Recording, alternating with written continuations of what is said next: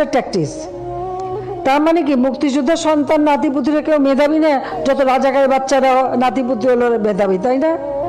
কিন্তু এটা ভুলে গেলে চলবে। 10 জনের সামনে কথা বলতেছি, কিভাবে কথা বলতে হবে এই কথা বলার ভাষাটুকুই যদি আমি না জানি, ওই 10 জনের সামনে কথা বলার কোনো যোগ্যতাই আমার নাই। 1971 সালের পর থেকে যারা জন্মগ্রহণ করছে, যুদ্ধতে অংশগ্রহণ করতে পারে নাই, তারা সবাই রাজাকার। আমি, আপনি, আপনার বাবা, আমার দাদার নামও যেহেতু মুক্তিযোদ্ধার কোঠায় নাই, তাহলে আমার দাদা সহ আমরা সবাই রাজাকার। এক কথায় বলতে গেলে বর্তমান দেশে 16,98,00,000 নাগরিকদের মধ্যে 2,31,000 মানুষ মুক্তিযোদ্ধা, এদের পরিবার বাদে আমরা সবাই রাজাকার। যেই রাজাকারের নাম শুনলে একটা সময় আপনার চোখে ঘৃণা চলে আসতো, এখন একবার ভেবে দেখুন সেই রাজাকারের ট্যাগে আপনার ঘাড়ে চলে আসতেছে। সেই ট্যাগ আপনার ঘাড়ে দিতে এক বিন্দুও দ্বিধাবোধ করতেছে না, কারণ তার পদে উঠতে আপনার কোনো প্রয়োজন হয় না। বিকজ যেই দেশে ভোট ছাড়া ক্ষমতা পাওয়া যায়, সেই দেশে আবার কিছু বলতে ভাবতে হয় নাকি? আজকের ভিডিওতে একটা কথা বলে যাই, মাথায় রাখেন, কথা যত বেখেয়ালি হবে পতন তত দ্রুত হবে ইনশাআল্লাহ। পার্সোনালি আমি কোনো রাজনৈতিক সম্পর্কের সাথে সম্পৃক্ত নয়, কিন্তু একজন সাধারণ নাগরিক হিসাবে এই কথার বিরুদ্ধে তীব্র নিন্দা ও প্রতিবাদ জানানোর প্রয়োজন আমি মনে করি। রিসেন্ট 8-9 দিনই হয়ে গেল কোঠা এবং মেধা নিয়ে একটা আন্দোলন চলতেছে। হ্যাঁ, এই কথা সত্য যে কোঠা এবং মেধা দুইটা এক জিনিস নয়, কিন্তু আমার কথা হচ্ছে মুক্তিযোদ্ধাদের নাতি নাতনি থেকে শুরু করে ছেলে মেয়েগুলো যদি এতই মেধাবী হয়, তাহলে তাদের চাকরির জন্য কোঠার কিসের প্রয়োজন? প্রশ্ন থেকেই যায়। সাধারণ মানুষগুলো যদি রাজাকার হয়, এই সাধারণ মানুষের ট্যাক্স ভ্যাট দিয়ে আপনি দেশ চালাচ্ছেন, তার মানে আপনি বড় রাজাকার। বাংলাদেশ পরিসংখ্যান BBS এর হিসাবে শিক্ষিত বেকার আছেন 23,50,000 জন, অর্থাৎ বাংলাদেশে মোট বেকারের সংখ্যা 12% উচ্চ শিক্ষিত। এখন আমাদের মাননীয় প্রধানমন্ত্রীর কথা হিসাবে এই 12% উচ্চ শিক্ষিত বেকার নাগরিকই মেধাহীন। আফসোস, 2022 সালে আমি সেনাবাহিনীর মাঠে অ্যাপ্লাই করেছিলাম এবং আমি বগুড়া ক্যান্টনমেন্ট মাঠে দাঁড়াতে গিয়ে দেখি অলরেডি 3 জন সিলেক্টেড হয়েই আছে। এখন আমার প্রশ্ন হলো, আমরা এতগুলো স্টুডেন্ট মাঠে দাঁড়াতে গিয়েছিলাম, আমাদেরকে দেখার আগে আমাদের মেধা সম্পর্কে তারা বুঝে গেছে, রাইট? যদি আমাদের না দেখে আমাদের মেধা সম্পর্কে নাই বুঝতো, তাহলে তো অলরেডি আগে থেকে 3 জনকে সিলেক্ট করে রাখতো। যে দেশে কোঠা ছাড়া চাকরি হয় না, দেশের নাগরিকদের রাজাকার বলে সম্বোধন করা হয়। আমরা একজন সাধারণ নাগরিক হিসেবে প্রধানমন্ত্রীকেই ভয়কট করতেছি। রাজাকার প্রধানমন্ত্রী, তার গদি থেকে তাকে নামিয়ে দেওয়া হোক, নয়তো কোনো আইন আমরা মানি না। আপনি একজন সাধারণ মানুষ হিসেবে আপনি নিজের থেকে ভেবে দেখেন দেশের কতটুকু আইন সুষ্ঠুভাবে পর্যবেক্ষণ হচ্ছে। একজন সাধারণ নাগরিক হিসেবে আপনার দায়িত্ব এগুলোর বিরুদ্ধে প্রতিবাদ করা। এখন আপনার প্রশ্ন থাকতেই পারে, এগুলোর বিরুদ্ধে এইভাবে প্রতিবাদ করে কিছুই হবে না। দেখেন, আপনি ঘরে চুরি করে বসে থেকেও কিছুই হবে না যতক্ষণ না আপনি এগুলোর বিরুদ্ধে রাজপথে নামবেন।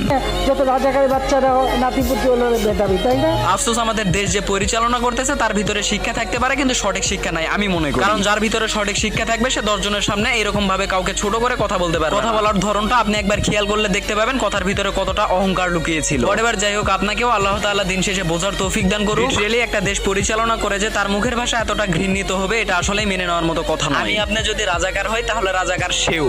ধন্যবাদ।